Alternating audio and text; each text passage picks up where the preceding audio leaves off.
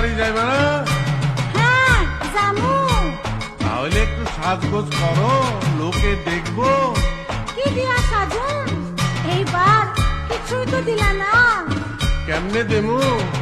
এবার পূজা বোনাসও পাইলাম না, তোমারেও কিছু দিতে পারলাম না।